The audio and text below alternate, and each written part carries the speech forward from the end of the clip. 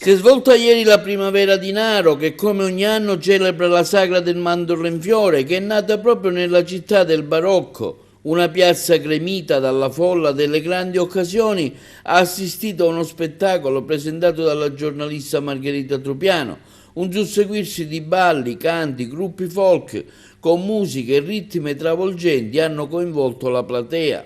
Una bellissima occasione per fare festa, un momento caro a tutti i naresi, a cui non abbiamo voluto che rinunciassero, ha dichiarato il primo cittadino di Naro, Maria Grazia Brandara, seppur tra le difficoltà che questi giorni stanno attanagliando la mia amministrazione.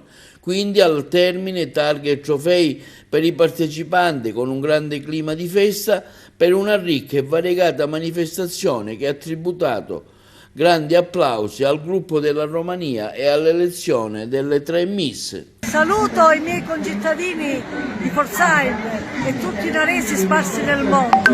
Guardate che bella piazza, ricca di colori, ricca di calore. Guardate i nostri bambini che saranno il futuro di domani.